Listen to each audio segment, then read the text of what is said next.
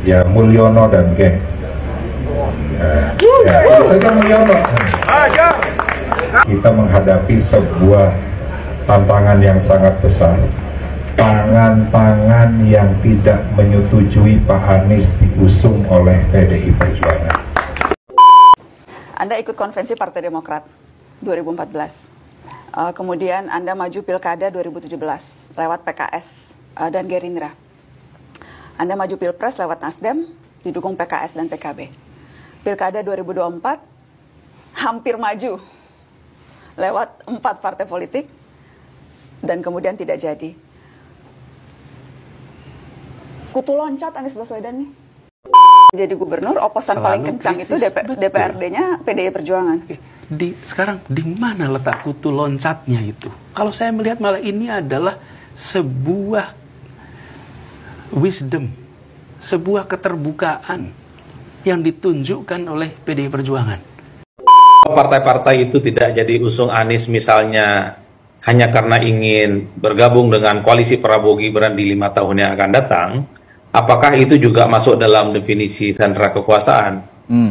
Karena kalau kita melihat seperti PKS ataupun Nasdem, kan mereka punya intensi untuk bisa menjadi bagian di kekuasaan di 5 tahun yang akan datang. Kalau itu disebut dengan sandera kekuasaan, saya kira ini adalah sandera yang lillahi ta'ala dan ikhlas, bukan karena ada paksaan apapun. Menyandrakan diri.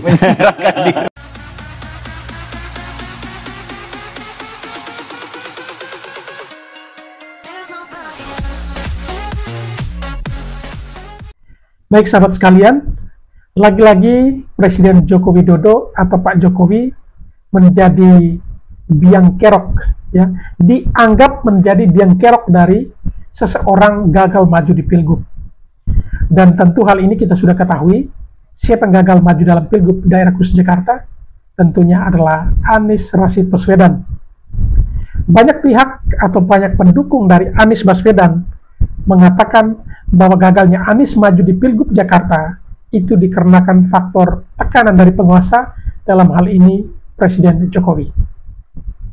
Ternyata tidak hanya disampaikan oleh para pendukung Anies ataupun warga Jakarta, tapi justru pernyataan bahwa ada tekanan dari Presiden Jokowi itu pun diungkapkan oleh Ketua DPD PDI Perjuangan Jawa Barat, Ono Surono. Sekalipun kemudian dibantah kembali oleh Deddy Sitorus selaku Ketua DPP PDI Perjuangan. Nah, kira-kira mengapa, faktor apa yang menyebabkan Anies gagal maju di Pilgub Jakarta? Sebentar kita akan lihat beberapa statement atau pernyataan dari para tokoh, termasuk juga Pak Anies sendiri diwawancarai oleh Najwa Shihab, dan ia mengungkapkan faktor apa yang menyebabkan ia gagal maju di Pilgub Jakarta. Oleh karena itu, untuk tidak berpanjang kata dan tidak penasaran, langsung saja ke video-videonya. Ya Mulyono dan geng.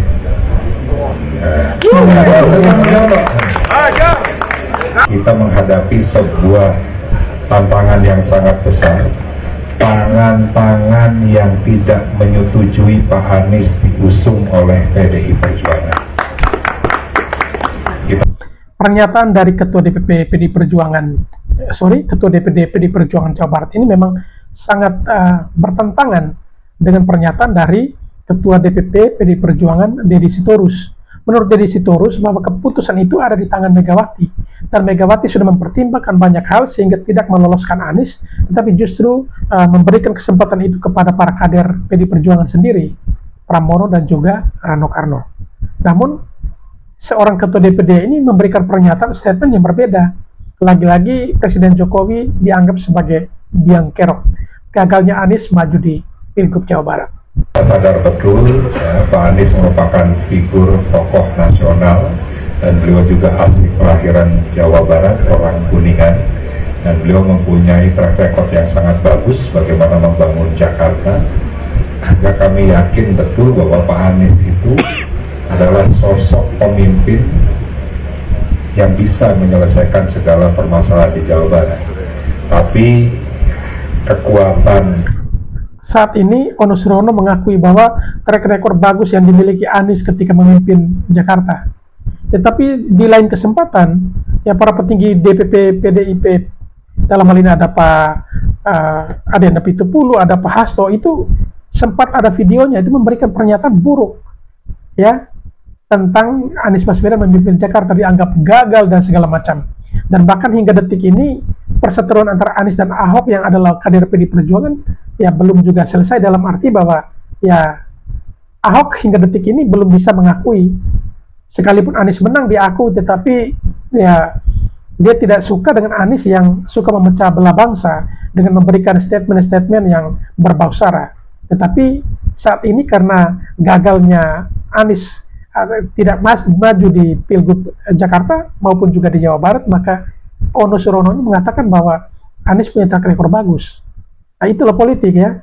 Tidak ada yang abadi, hari ini kawan, besok lawan. Hari ini lawan, besok bisa jadi kawan. Dan itulah politik ya, sahabat sekalian. Kekuatan yang sangat besar itu yang pada akhirnya Pak Anies tidak jadi diusung oleh PD Perjuangan. Karena ada tangan-tangan dari luar yang tidak menghendaki Pak Anies diusung di Jawa Barat. Ya Bapak. Ya Mulyono dan geng. Tangan dari luar ya. Ya, itu saja Mulyono. Mulyono siapa? Anda ikut konvensi Partai Demokrat 2014. Kemudian Anda maju Pilkada 2017 lewat PKS dan Gerindra. Anda maju Pilpres lewat Nasdem, didukung PKS dan PKB. Pilkada 2024 hampir maju lewat 4 partai politik dan kemudian tidak jadi. Kutu loncat Anies Baswedan nih, petualang politik. Anies kutu loncat hanya ya. mau memanfaatkan partai-partai, tidak mau berkeringat, maunya hanya dapat jabatan, tidak mau terikat, tidak mau susah-susah, maunya langsung di posisi paling atas. Baik sahabat sekalian, ini pernyataan dari Najwa Shihab menurut sahabat sekalian bagaimana? Dia mengatakan bahwa Anies ini kutu loncat karena mereview dari beberapa pergerakan Anies selama ini yang suka berpindah-pindah dari partai A ke B dan seterusnya. Dan menurut sahabat sekalian, kira-kira pernyataan Najwa Shihab ini benar atau keliru? Dan untuk lebih jelasnya, mari kita ikuti atau dengarkan apa jawaban Anies atas pertanyaan dari Najwa Shihab ini. Jadi gubernur, oposan paling kencang itu DPRD-nya PDI Perjuangan.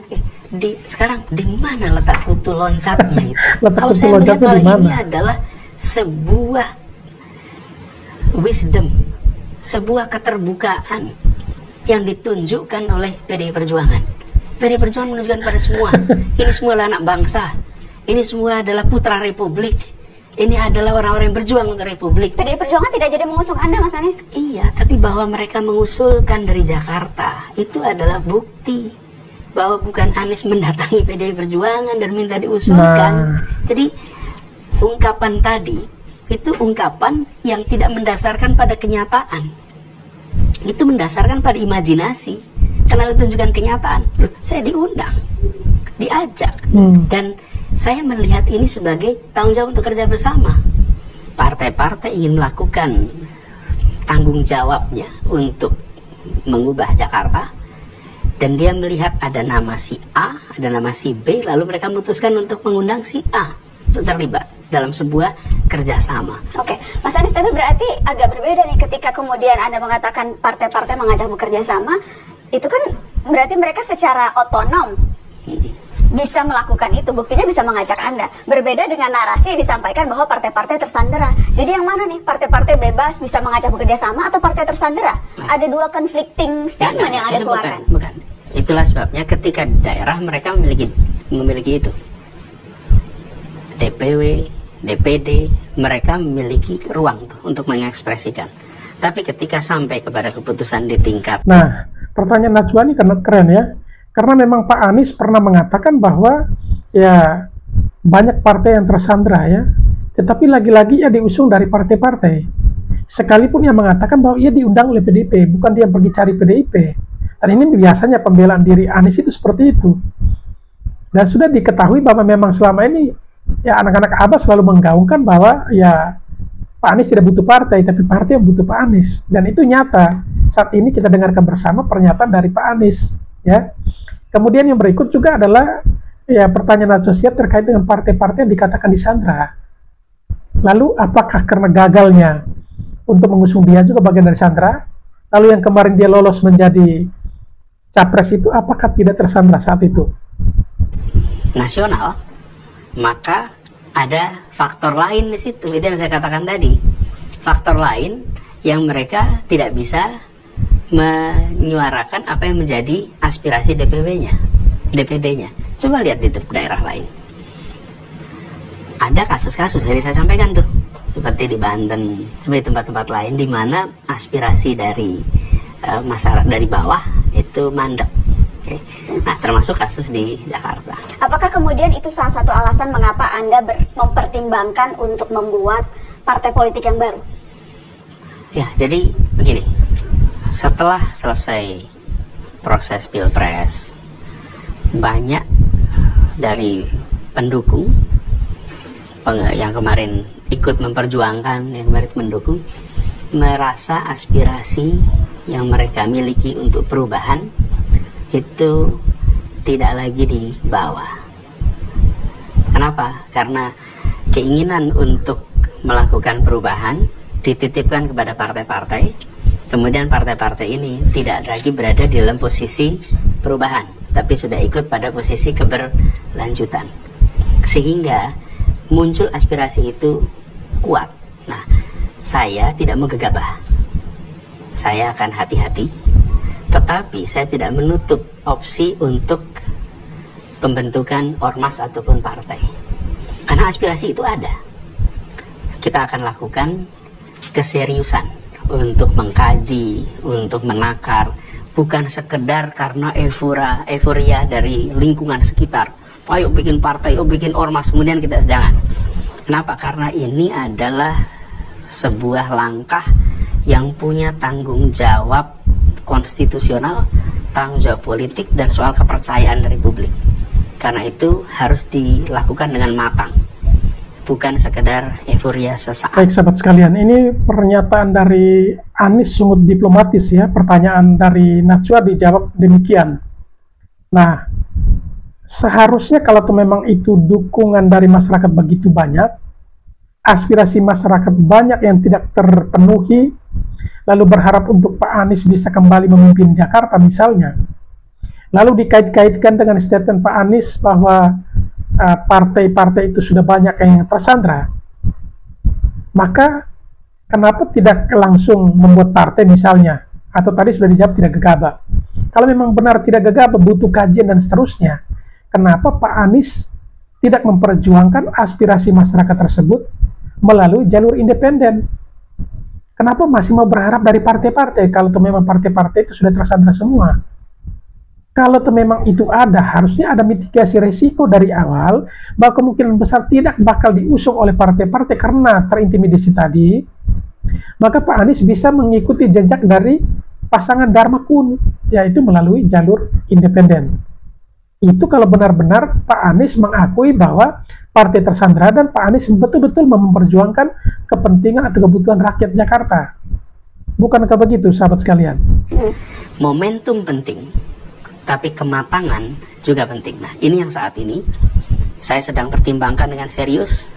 Ada beberapa yang ditugaskan untuk melakukan semacam kajian, dan dari situ nanti kita putuskan.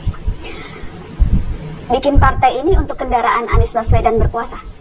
Ada aspirasi yang menginginkan perubahan, dan aspirasi itu kemarin dititipkan ketika kami berkeliling seluruh Indonesia.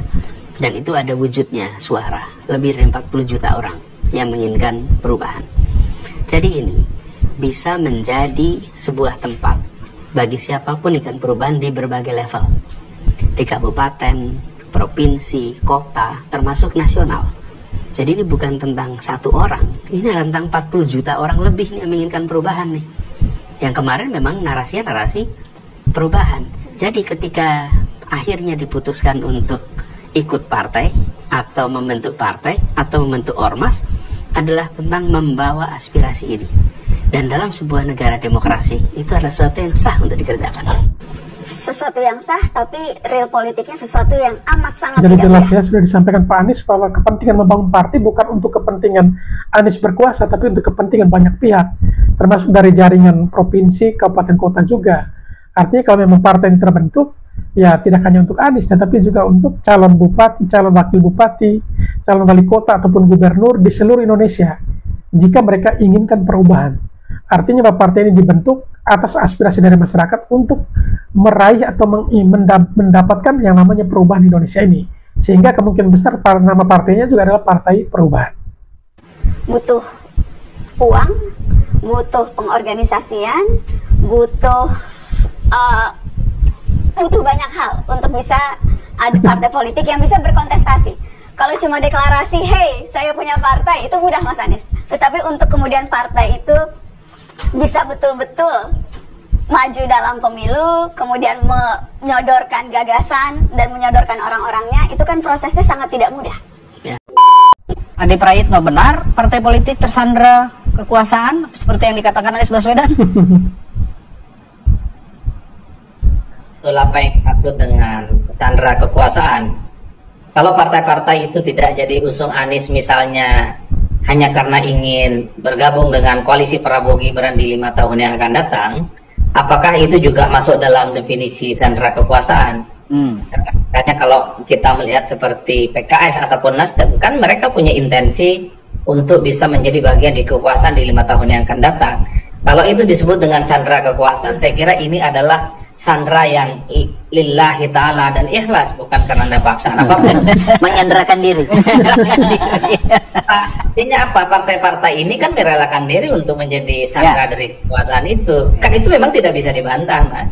Artinya apa? Partai dalam hal ini tentu sudah mengkalkulasi untung dan rugi. Bagi mereka untungnya juga usung Anies di Jakarta. Kalaupun toh menang ya paling mainnya di Jakarta, tapi tidak di level nasional untuk di 5 tahun yang akan datang.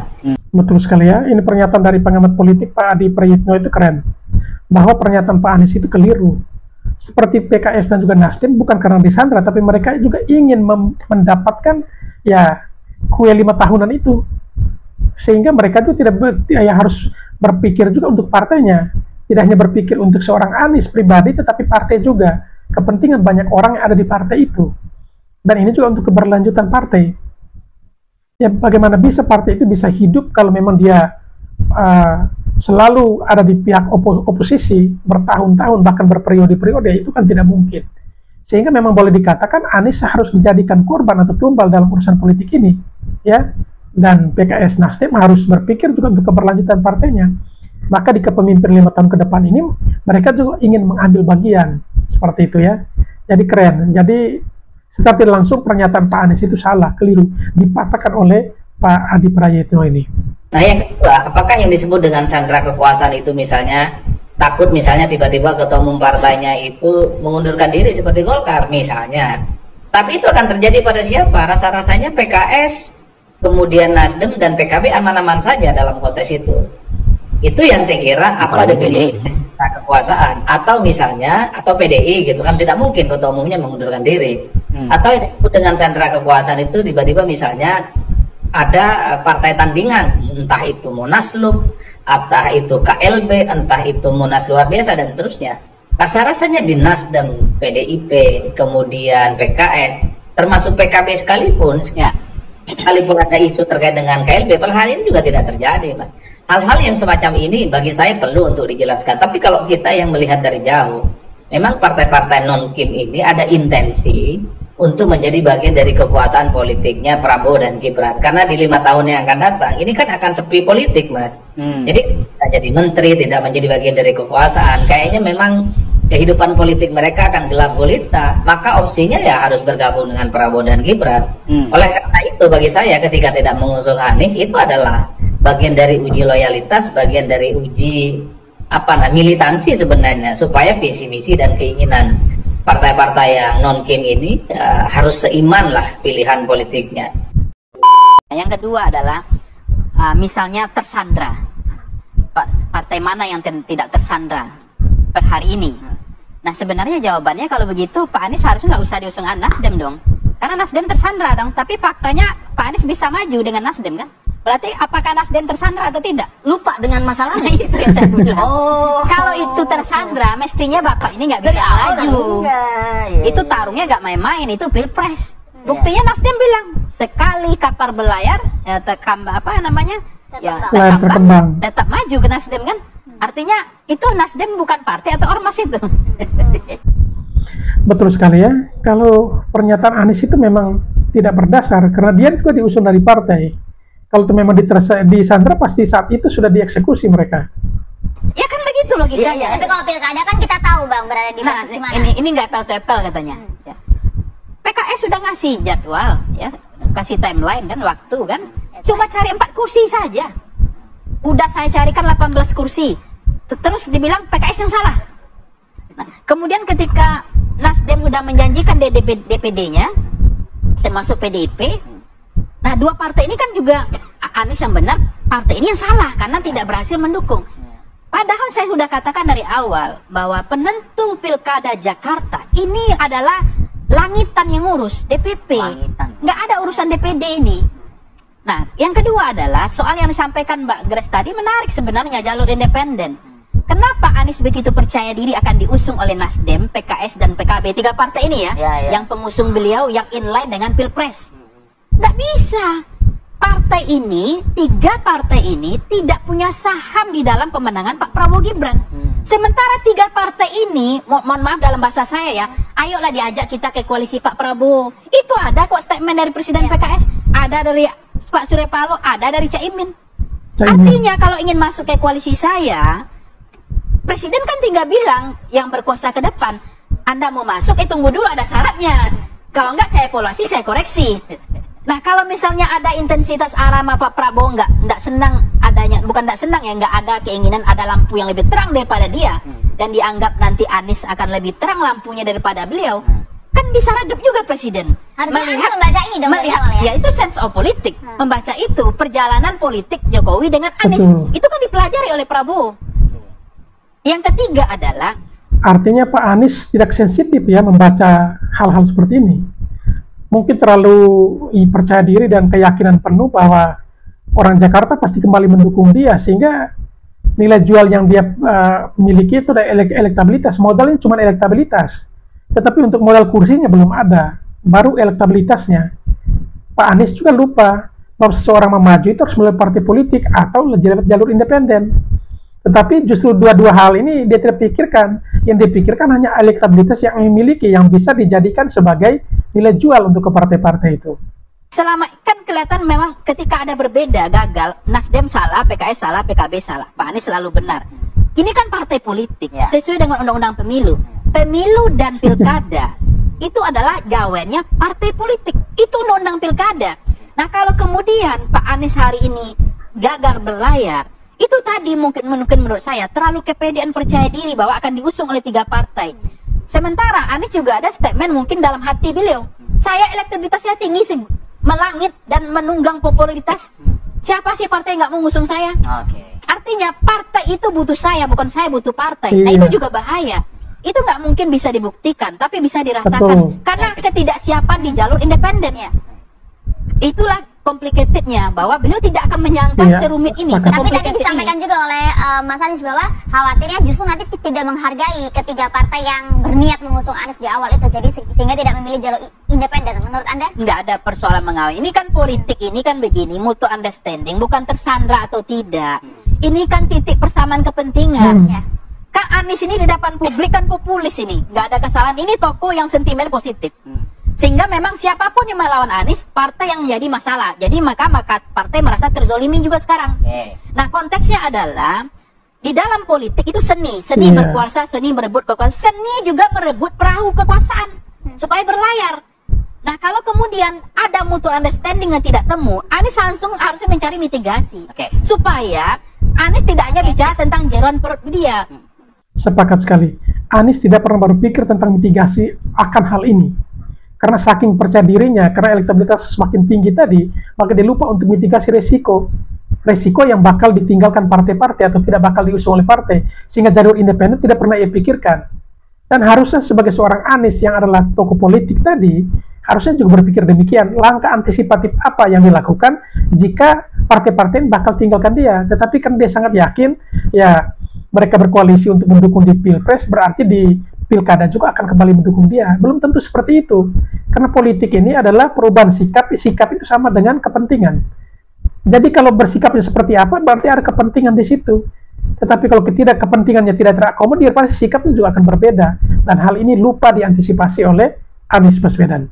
Tapi Anies selalu mengatakan bukan jalan perut dia, tapi aspirasi rakyat. Iya, tapi dalam politik kita tidak bisa hanya bicara tentang isi perut kita. Bicara tentang mutual understanding, bagaimana saling menguntungkan. Cari titik persamaan kepentingan, itu seni dalam politik. Jangan kemudian partai seolah-olah terzolimi ini gitu. Nah, tersandra ini partai mana yang tersandra? Kan gitu. Kalau misalnya Pak Anies kemarin itu sudah kurang, kan udah dibantu oleh MK. 7,5%, 20-25, kursi 25%, udah 7,5% terasol. Kemudian dianggap juga bahwa tersandra udah dibantu dari 20 ke 7,5, dan 7,5 juga nggak bisa. Masih dijegal juga. Artinya apa? Kesalahan itu ada sama siapa? Nggak siapa-siapa, sama rakyat mungkin, bukan sama Anies, bukan sama partai. Atau bagaimana? Jadi gini, sebetulnya ini cerita cinta bertepuk sebelah tangan. Cinta bertepuk sebelah tangan. PDI Perjuangan kan mau cari figur untuk maju di Jawa Barat yang bisa kompetitif melawan Deddy Mulyadi. Nah, berdasarkan angka-angka misalnya hasil pilpres tadi disampaikan oleh Mas Ono mengenai perolehan suara Mas Anies, lalu dilihat kultur masyarakat di Jawa Barat, ya, lalu latar belakang Mas Anies katanya dari Kuningan, lalu timbullah ide bahwa Mas Anies itu bisa dibawa ke Jawa Barat gitu. Tetapi kan Mas Anies dan tim punya pertimbangan tersendiri. Misalnya nih ya, misalnya tadi dikatakan oleh Usama bahwa tidak ada aspirasi dari masyarakat Jawa Barat itu. Ya, memang Pak Anies bilang tidak ada aspirasi dari masyarakat Jawa Barat terhadap dirinya, tetapi yang punya aspirasi itu hanya masyarakat Jakarta. Karena memang Anies paham betul, ya, dia bakal menang di Jakarta tapi bukan di Jawa Barat. Sehingga lebih baik tolak daripada nanti kala justru dia akan semakin redup dan malah lenyap ya dari peredaran. Tidak sih sebetulnya, tapi aspirasinya kan terbatas dari Mas Ono misalnya tuh ada, tapi masyarakat Jawa Barat secara keseluruhan mungkin tidak ada. Yang kedua, bukan mustahil juga bahwa salah satu syarat untuk Mas Anies maju dari PDI Perjuangan, mau di Jakarta atau di Jawa Barat, itu kan jadi petugas partai kan, jadi anggota PDI Perjuangan gitu. Nah mungkin Mas Anies nggak mau, karena kan Mas Anies sudah diwawancara tuh, Mas gimana itu pernyataan Bu Mega bahwa kalau mau calon anggota PDI Perjuangan harus nurut. Terus jawaban Mas Anies kan muter-muter gitu. Ya kita yang dimaksud nurut itu kepada undang-undang kan. Jadi sebetulnya ini. Jadi artinya kalau PDI Perjuangan Jawa Barat mau Anies Baswedan maju lewat Jawa Barat, tetapi sebetulnya tidak ada sambutan dari Anies Baswedan gitu. Nah ini karena cinta ditolak, dukun bertindak gitu. Dukun yang namanya Ono gitu loh, bahwa ini ada namanya Mulyono. Kalau masuk partai, pertanyaannya, partai mana yang sekarang tidak tersandra oleh kekuasaan? Mas Anies, kalau kata King Andy, Anda ini sangat berbahaya sekali. By the way, no wonder sih Abah dan anaknya kelakuannya sama, otak kotor, hati busuk. Jangan kayak gitu, Pak Anies. Terus bagaimana dengan partai-partai yang mendukung Bapak selama ini? Apakah mereka tersandra juga, tersandra kekuasaan? Atau tersandra kekuasaan nggak apa-apa asal menguntungkan Pak Anies gitu? Makanya Pak Anies masuk partai, jadi kader, siap nurut nggak? Tahu jadi PHP-in mampus. Jadi tahu arah dan tujuan berpolitik itu kemana sesuai dengan tujuan partai. Bukan kayak gini mencela-mencele, banyak kaki, banyak muka-muka tembok. Itu anggota partai itu menyisihkan uang untuk partai. Ini Pak Anies nggak pernah menyisihkan uang untuk partai, minta fully didukung gitu. Pakailah. Terus kalian kira nyapres atau nyagup itu nggak pakai modal. Dia ini nggak ada modalnya dari partai. Belajar juga Mas Anies tentang loyalitas. Jangan jadi orang munafik, orang pengkhianat. Nih habis ini pasti anak Abah bilang cair, buzzer, cair berapa bang? Cair 2M satu video, kalikan aja berapa video yang aku bikin itu. Bisalah kita bikin untuk modal Abah nyapres di Bangladesh ya, sama orang-orang Rohingya sana. Dan lucunya nanti beleguknya lagi, mereka percaya pula tuh, inilah ya orang-orang yang self-claiming, orang cerdas, padahal kosong. Ketua PDIP Jawa Barat Ono Surono bilang, Anies gagal maju ke Pilkada Jawa Barat karena dijegal oleh Mulyono and the Gang. Sebenarnya gue udah gak kaget kalau Mulyono and the Gang melakukan intervensi. Yang gue kaget, ternyata PDIP takut. Selama ini gue pikir PDIP teriak-teriak itu tandanya berani. Ternyata mereka teriak tandanya tersandra kasus. Berarti PDIP punya kasus dong. Partai-partai lain tumbang yang katanya tersandra kasus berarti punya kasus dong. Kenapa masih pada belain? Jadi kalau semuanya punya kasus, yang salah Mulyono atau para partai? Anies Baswedan bukan hanya dijegal di Provinsi DKI Jakarta, tetapi juga di Provinsi Jawa Barat.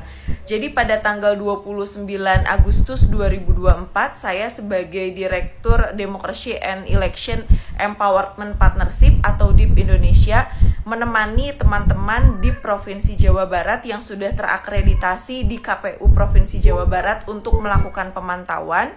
Saat itu pemantauan di hari terakhir pendaftaran bakal pasangan calon gubernur dan wakil gubernur Provinsi Jawa Barat tahun 2024. Nah, informasi yang beredar saat itu, Anies Baswedan memang akan datang bersama dengan Ono Surono.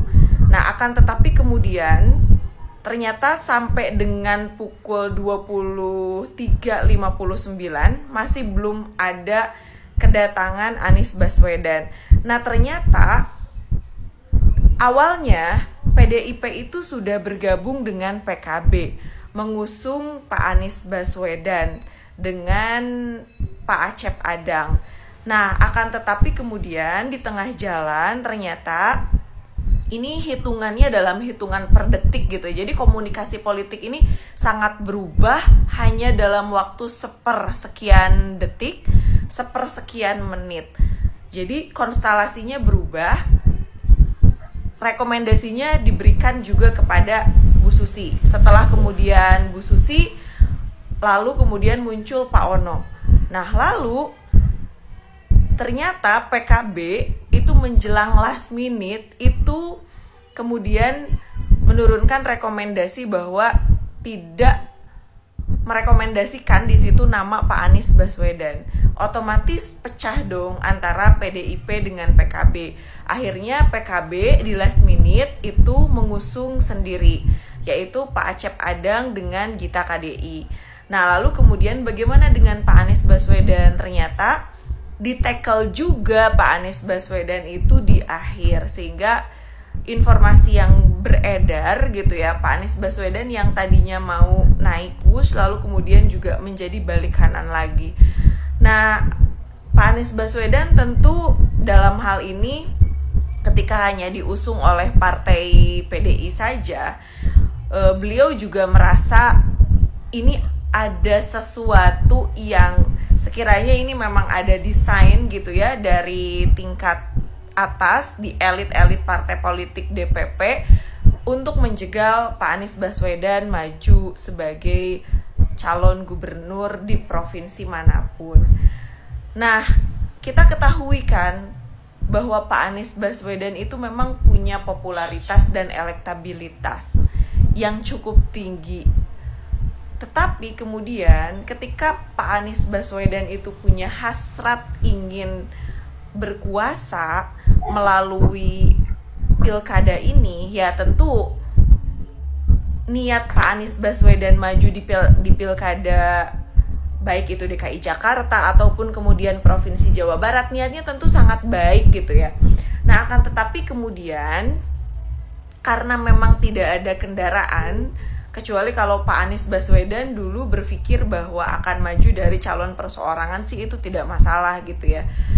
Nah, akan tetapi kan sayangnya Pak Anies Baswedan ini tidak punya identitas, sehingga masing-masing partai politik itu mengorbitkan kadernya masing-masing.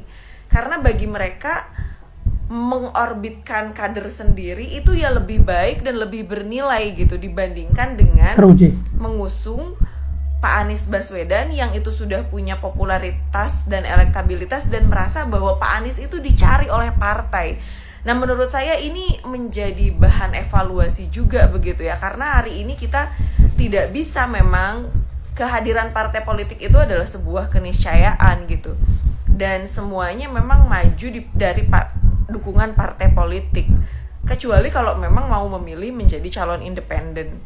Nah, sehingga kemudian saya kira ke depan Pak Anies Baswedan kalau memang mau tetap bertahan dan mau melanjutkan karirnya di politik, silahkan tentukan partai politik mana yang sesuai dengan ideologi Pak Anies. Jangan sampai kemudian merasa bahwa Pak Anies itu sendiri dicari oleh partai politik dan dibutuhkan oleh partai politik. Memang bahwa kita juga mengetahui Indonesia ini sangat membutuhkan pemikiran Pak Anies Baswedan dan juga kontribusi nyata yang sangat luar biasa ketika menjabat sebagai Gubernur DKI Jakarta.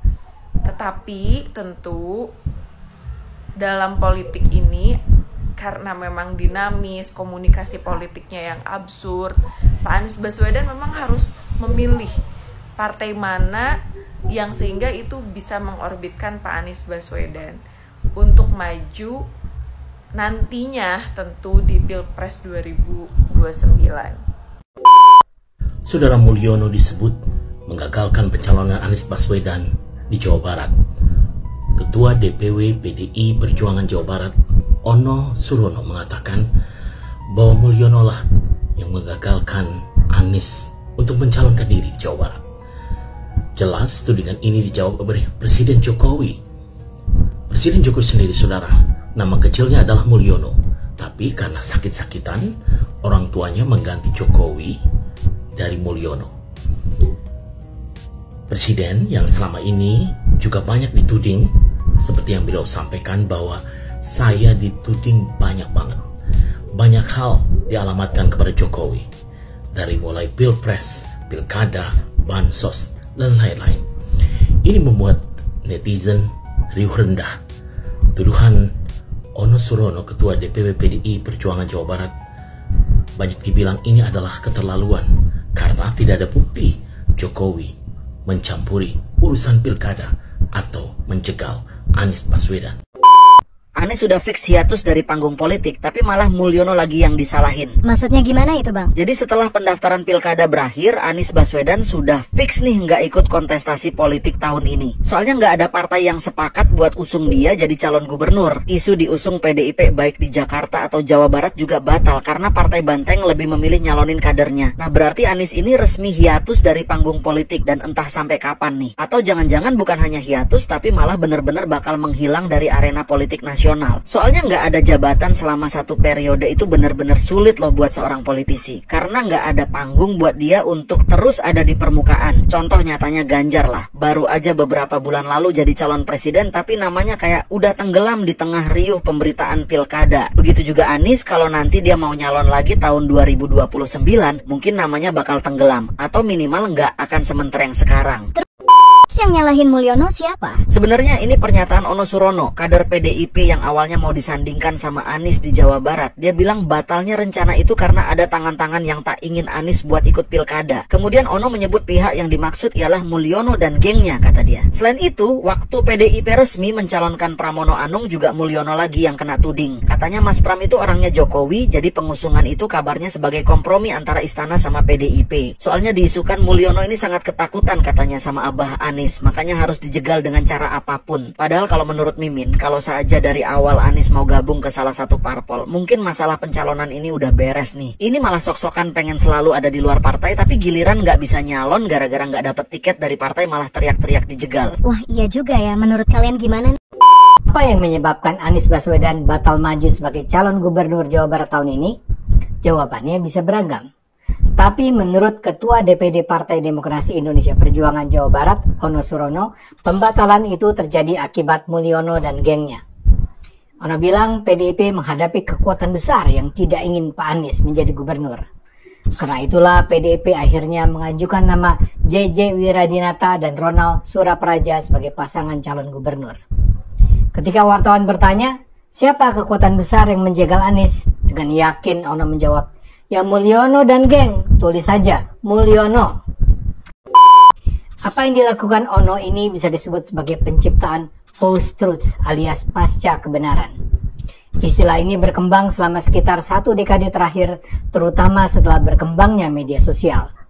Intinya, melalui istilah ini dikatakan bahwa masyarakat sekarang tidak lagi peduli pada kebenaran yang melandaskan diri pada fakta objektif, melainkan pada hal-hal terkait emosi dan kepercayaan personal.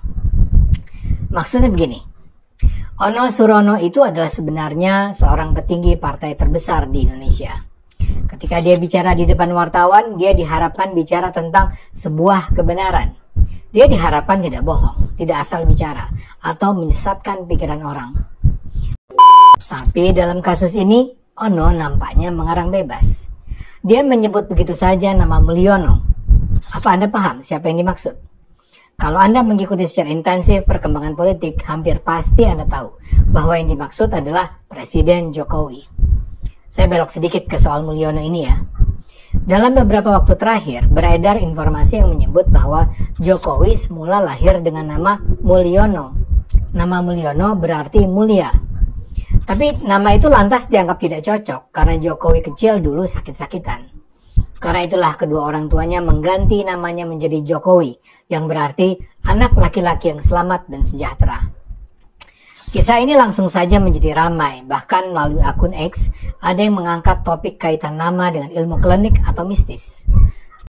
Akun tersebut bilang bahwa seseorang yang lahir pada weton Rabu Pon, yaitu hari lahir Jokowi, akan mengalami kelemahan jika nama asli itu menjadi terkenal atau sering disebut oleh publik. Akibatnya, banyak pembenci Jokowi yang terus mengudarakan nama Mulyono secara sembarangan. Kadang nama Mulyono dikirim langsung ke akun resmi Jokowi, atau disampaikan di media sosial, atau diteriakkan dalam demonstrasi. Kesannya, mereka betul-betul percaya bahwa nama Mulyono akan menjatuhkan Jokowi. Ono Surono pun terkesan punya sikap serupa. Dia dengan sengaja menyebut nama Mulyono, nampaknya agar publik tergiring opininya untuk membenci Jokowi. Sayangnya dalam konferensi pers itu tidak ada wartawan yang bertanya siapa yang dimaksud sebagai Mulyono. Tidak ada wartawan yang mempertanyakan bukti yang bisa ditunjukkan Ono untuk menyatakan bahwa Mulyono berada di belakang penjegalan Anies. Tidak ada wartawan yang mempertanyakan mengapa PDIP atau Anies bersedia untuk membatalkan rencana semula. Tidak ada wartawan yang berinisiatif mempertanyakan itu semua. Akibatnya, tuduhan bahwa Jokowi adalah dalang penjegalan Anies menjadi meluas. Apalagi kemudian Anies sendiri menanggapi Ono dengan pernyataan yang bernada mengakui kebenarannya. Ia memang tak banyak bicara di depan wartawan, namun Anies menegaskan Ono tentu lebih paham mengenai apa yang terjadi. Saya rasa Pak Ono mengalami dan menyaksikan dari dekat, ujar Anies. Untungnya cerita tak berhenti di situ.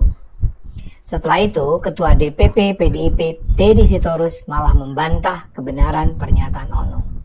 Deddy yang selama ini terkenal kritis kepada Jokowi mengatakan kepada media bahwa PDIP batal mengusung Anies karena perintah Ketua Umum Megawati Soekarno Putri. Menurutnya, Pramono Anung pun ditugaskan untuk menjadi calon gubernur DKI oleh Megawati. Ia memastikan tak ada intervensi dari Mulyono ataupun Presiden Jokowi. Tidak ada itu Mulyono-Mulyonoan, ujarnya. Seperti saya katakan, apa yang terjadi adalah contoh yang sangat baik tentang post-truth. Ono menyampaikan tuduhan itu dengan leluasa. Anies pun memberi semacam dukungan. Kalau saja Deddy Sitorus tidak membantahnya, mungkin sekali Ono dan kawan-kawannya akan mengulang-ulang kebohongan itu, sehingga masyarakat akan menyimpulkan Jokowi memang secawe-cawe itu. Kita tidak bisa begitu saja menganggap masyarakat tidak kritis. Tapi kalau sebuah informasi disampaikan oleh seorang petinggi, berulang-ulang dan bahkan didukung oleh banyak pihak lainnya tanpa ada yang membantahnya, wajar bila informasi itu diterima sebagai kebenaran. Orang sebenarnya mungkin bukannya tidak peduli pada bukti objektif, tapi ketika orang mendengar sebuah tuduhan berulang meski tanpa bukti, orang itu secara perlahan akan cenderung percaya. Apalagi kalau tuduhan itu diterima oleh misalnya mereka yang memang sudah membenci atau setidaknya mencurigai Jokowi. Tuduhan Ono akan langsung dilahapnya, dipercayanya, dan disebarkannya.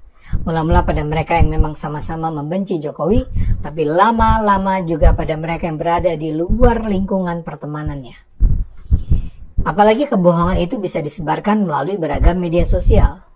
Begitulah kebohongan secara perlahan diterima sebagai kebenaran. Jokowi adalah korban kebohongan demi kebohongan yang seperti tak pernah berhenti dilontarkan padanya. Sekarang bahkan istri, putra-putrinya, menantunya juga ikut menjadi korban. Ini sebenarnya sudah menyebar sejak pertama kali dia menjadi calon presiden 10 tahun yang lalu. Dan sekarang para pembencinya seperti tak kunjung jera menuduhnya, memfitnahnya, menghinanya, menghabisinya. Padahal dalam 2 bulan lagi Jokowi sudah akan meninggalkan tampuk kekuasaannya. Dia sudah tidak akan lagi jadi presiden. Tapi para penyerangnya tak peduli. Orang seperti Rocky Gerung misalnya masih mengatakan bahwa Jokowi harus dilengserkan. Rocky sudah menyatakan dari dulu bahwa sebelum masa jabatannya berakhir, Jokowi harus diturunkan. Dia pernah menyebut Agustus sebagai perkiraan penggulingan Jokowi. Dan dia menyampaikannya dengan penuh semangat dan penuh keyakinan. Dia betul-betul menganggap bahwa rakyat Indonesia tidak lagi mencintai Jokowi. Karena itu dia dan orang-orang semacamnya menyebarkan berbagai cerita dan narasi untuk membuat orang membenci Jokowi. Kini ketika masa akhir jabatan Jokowi sudah semakin mendekat, mereka seperti merasa berkejaran dengan waktu untuk menjatuhkan sang presiden. Keputusan MK yang diikuti dengan rencana DPR mengeluarkan undang-undang baru secepat kilat sempat memberi harapan pada mereka bahwa mereka mendapat momentum penggulingan pada akhirnya. Dan seperti biasa dibangunlah cerita fiktif bahwa Jokowi berada di belakang ulah DPR itu. Disebarkanlah apa yang dikenal sebagai postingan peringatan darurat melalui media sosial. Para pembenci Jokowi berharap postingan tersebut akan menguasai media sosial Indonesia. Kabarnya yang pertama kali menyebarkan adalah Najwa Shihab. Gambar burung Garuda berwarna biru memang sempat cukup terkenal, tapi tanpa daya yang cukup kuat untuk memobilisasi massa. Demonstrasi yang berlangsung hanya dilakukan sebagian kecil mahasiswa di berbagai kota. Bahkan di beberapa tempat terjadi bentrok antara masyarakat umum dengan kelompok mahasiswa. Dan tentu yang akhirnya menghentikan perluasan ketegangan adalah DPR sendiri ketika akhirnya membatalkan rencana lahirnya undang-undang pilkada yang baru. Para pemecah belah bangsa akhirnya cuma bisa tertunduk lesu. Dan mungkin karena itu, akhirnya dengan sisa-sisa tenaga yang ada, muncul kisah baru tentang Mulyono dan Anies Baswedan. Saya terus terang bersyukur akhirnya segenap narasi hitam ini tidak sampai menguasai masyarakat Indonesia. Saya tak mau mengatakan Indonesia baik-baik saja. Indonesia masih punya banyak masalah yang harus diselesaikan. Namun paling tidak kita melihat bagaimana aksi-aksi penyebaran fitnah di tahun ini tidak pernah sukses menghancurkan bangsa Indonesia. Ayo gunakan akal sehat. Karena hanya kalau kita gunakan akal sehat, Indonesia akan selamat. Kebrutalan Mulyono udah nggak bisa ditolerin lagi. Dia benar-benar sangat licik dan biadab. Dan usaha Mulyono untuk menjegal Pak Anies sangat terlihat sekali. Ya, mulai dari gagalnya Pak Anies untuk maju pilkada di Jakarta sampai di Jawa Barat pun tetap digagalkan dan Mulyono berhasil. Setelah PDI Perjuangan sah mendaftarkan Pramono Anung dan Rano Karno untuk Jakarta, disusullah dengan mendaftarkan JJ Wiradinata dengan Ronald Surapraja di Jawa Barat. Padahal kita semua sama-sama tahu sebelumnya nama Pak Anies Rashid Baswedan digadang-gadang untuk Jakarta sampai terakhir untuk Jawa Barat. Tiba-tiba semua berubah. Walaupun banyak alasan baik dari PDI Perjuangannya sendiri kenapa batal mengusung Pak Anies, sampai alasan dari pihak Pak Anies yang menjelaskan kenapa batal maju di Jawa Barat. Buat gua semua itu hanya kamuflase untuk meredam masa Pak Anies. Ingat loh, kamuflase untuk meredam masa Pak Anies. Apalagi nih Kang Ono Surono, Ketua DPD PDI Perjuangan Jawa Barat pun menyampaikan bahwa batalnya Pak Anies ada campur tangan si Mulyono. Kang Ono pun mengaku bahwa 3 hari yang lalu Pak Anies bersedia diusung oleh PDI Perjuangan di Jawa Barat. Tapi langkahnya dihambat lagi oleh si Mulyono. Ketua DPD PDI Perjuangan Jabar, Kang Ono Surono menjelaskan bahwa memang partai berlambang banteng itu mulanya hendak meminang mantan gubernur DKI Jakarta tersebut. Namun, Kang Ono mengatakan campur tangan sosok yang disebutnya Mulyono membuat strategi PDI Perjuangan itu batal. Pak Anies dari kemarin kami tawarin sampai mengerucut sore hari tadi. Kenapa gagal? Kita menghadapi tantangan yang sangat besar.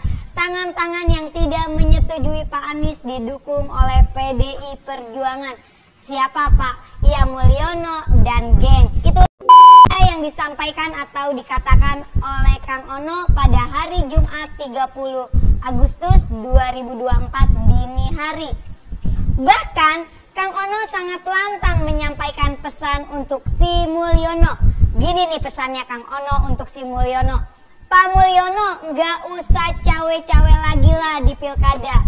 Biarkan rakyat bisa mempunyai pilihan sesuai dengan hati nuraninya hingga terpilih pemimpin yang terbaik untuk Indonesia, provinsi dan kabupaten kota di seluruh Indonesia. Pesannya Kang Ono dengan lantang. Lalu pertanyaan gua untuk pendukung Pak Anies, dengan berhasilnya si Mulyono menggagalkan langkah Pak Anies ini, apakah kalian mau diam saja? Kalau gue secara pribadi menjadi pendukung Pak Anies, pasti tidak akan terima apa yang sudah dilakukan oleh Mulyono. Ya, apa yang dilakukan oleh Mulyono sangat sama dengan apa yang pernah dia lakukan kepada Pak Ahok pada tahun 2017. Saran gua kepada seluruh Ahoker dan pendukung Pak Anies, kita harus bersatu melawan, menggagalkan semua sepak terjang licik Mulyono sebagai bentuk balasan apa yang sudah Mulyono lakukan kepada Pak Ahok dan Pak Anies pastinya dong. Caranya gimana sih? Ingat, pendukung Anies dan Ahok jangan pernah memilih dan mendukung calon-calon yang menjadi boneka Mulyono, dan juga jangan mendukung calon-calon yang diusung oleh partai-partai yang sudah mengkhianati dan meninggalkan Pak Anies, terutama PKS. Mulyono akan berusaha semaksimal mungkin untuk menggagalkan siapapun orang-orang yang dianggap akan menjadi lawan anaknya di 2029 nanti. Kebrutalan Mulyono udah nggak bisa ditolerin lagi. Dia benar-benar sangat licik dan biadab. Artinya sebenarnya Kang Ono, ini kan proposal Anda yang tidak disetujui. Lalu kemudian DPP juga punya rencana lain. Terus kenapa kok yang disalahin itu Mulyono? Mulyono itu ketua RW saya dulu di Jogja. Ini Mulyono yang mana nih Kang? Kalau di Jawa Barat Mulyana ya. Mulyana.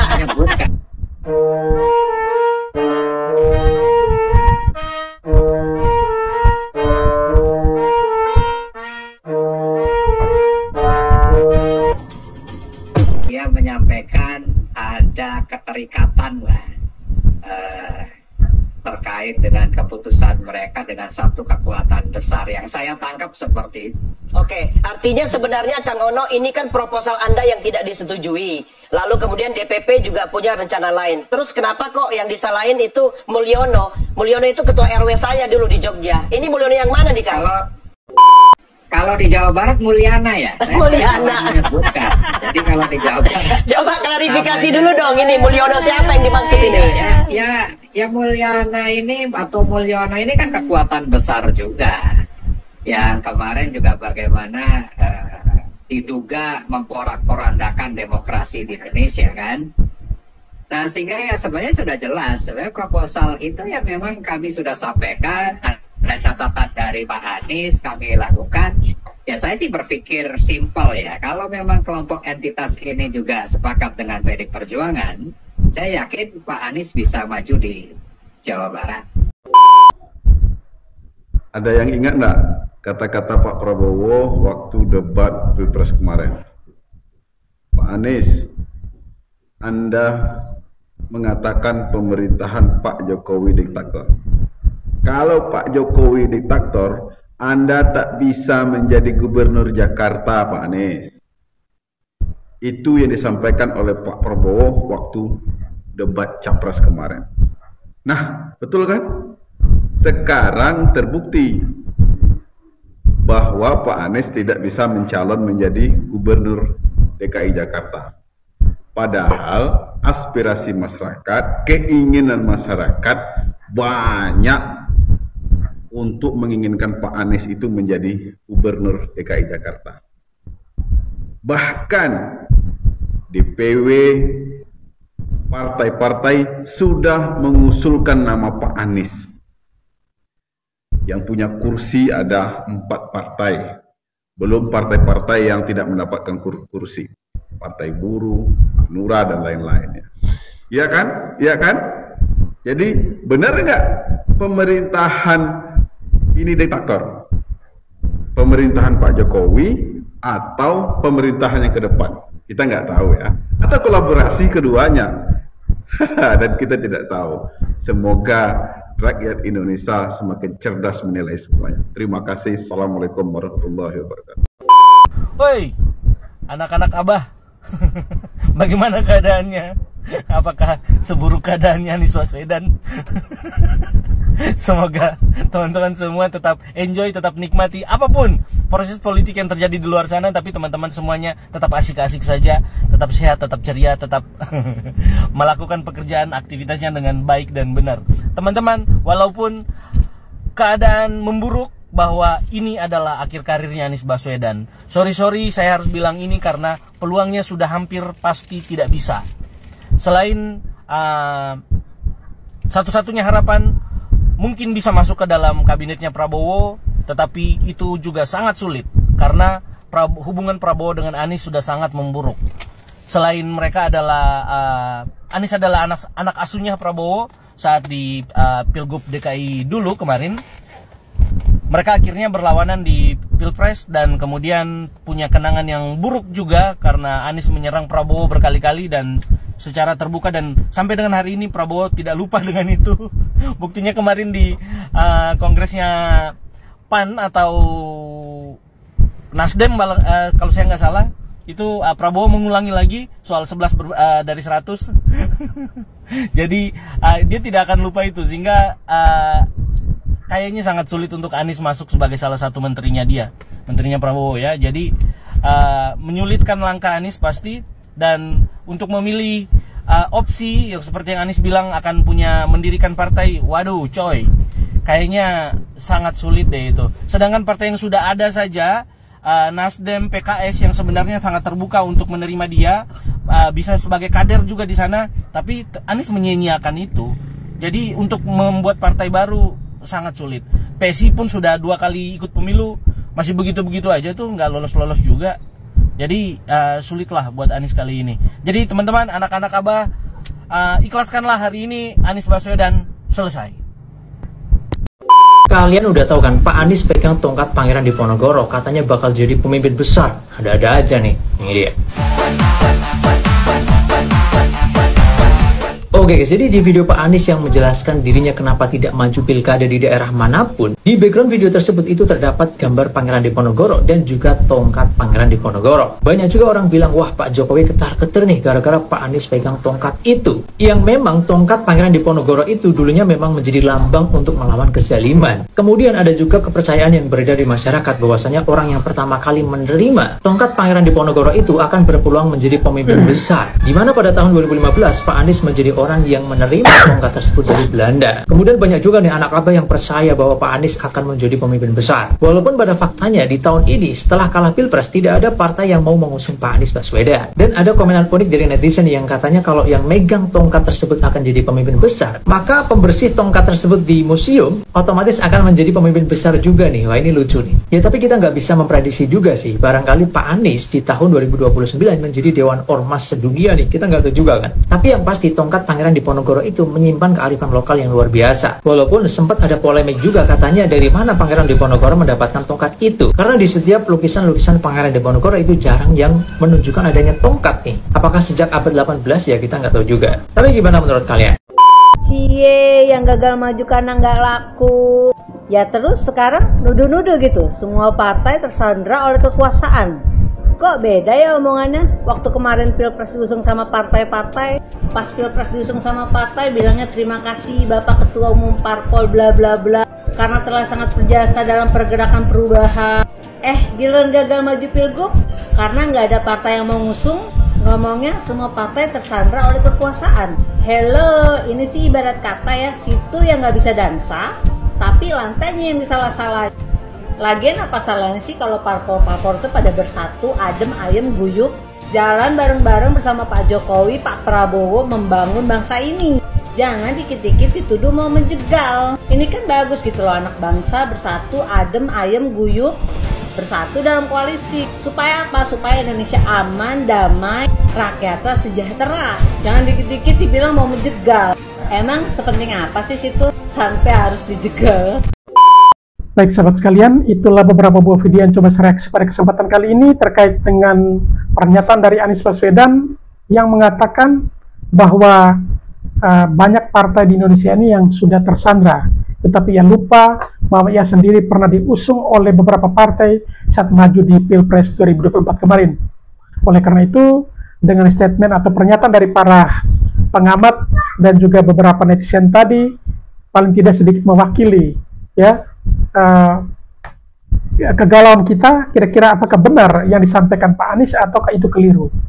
Dan hal itu sudah disampaikan oleh beberapa pihak tadi, termasuk juga dari partai PDIP yang dianggap salah satu partai yang mungkin tersandra sehingga ia gagal maju di Pilgub Jakarta maupun juga di Jawa Barat. Baik, kepada para sahabat sekalian yang mungkin ingin berkomentar, silakan tulis di kolom komentar ya.